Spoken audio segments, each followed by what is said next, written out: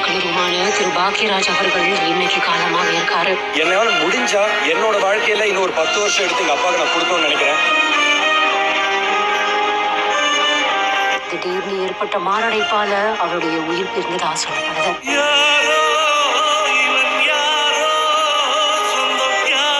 73 வயதான பாக்யராஜ் அவர்கள் இன்னைக்கு காலமானது திரையுலகத்தை சோகத்தில் ஆழ்த்தியிருக்கு. ஜனவரி 7ஆம் தேதி 1953 ஈரோடு மாவட்டம் கோபிச்செட்டிப்பாளையம் பக்கத்தில் இருக்கக்கூடிய வெள்ளாங்கோயில் அப்படிங்கிற ஊர்ல பிறந்தவர் தான் பாக்யராஜ். கிருஷ்ணசாமி அமராவதி தம்பதியினருக்கு 3வது மகனா பிறந்த இவர் செல்வராஜ், தனராஜ் அப்படின்னு 2 அண்ணன்களோட பிறந்தவர். திரையுலகத்துல நடிகர், வசனகர்த்தா, திரைக்கதை அமைப்பாளர், இயக்குனர் அப்படின்னு பல பாத்திரங்களை பன்முகத்தன்மை கொண்டவர். பாரதிராஜாவோட உதவி இயக்குனரா 16 வயதிலே கிழக்கே போகின்ற இரு சிகப்பு ரோஜாக்கள் அப்படின்னு பல திரைப்படங்கள்ல அசிஸ்டன்ட் டைரக்டரா ஒர்க் பண்ணவர். 1977ஆம் ஆண்டுல இயக்குனர் பாரதிராஜாவோட முதல் படமான 16 வயதிலே படத்துல உதவியாளரா பணிக்கு சேர்ந்தார். 2வது படமான கிழக்கே போகும் ரயில், 3வது படமான சிகப்பு ரோஜாக்கள் அப்படின்னு பல படங்கள்ல அவருக்கு உறுதுணையா நின்றவர். இயக்குனரா தன்னுடைய முதல் படமா சுவரில்லாத சித்திரங்கள் அப்படின்னு 1979 இயக்குன இவர் இடைக்காலத்துல பல பேரை அறிமுகம் செஞ்சவர். சொந்த தயாரிப்பான ஒரு கை ஓசை திரைப்படம் துவங்கி தன்னோட முத்திரை பதித்தவர். அந்த 7 நாட்கள், தூரல் நின்று போச்சு,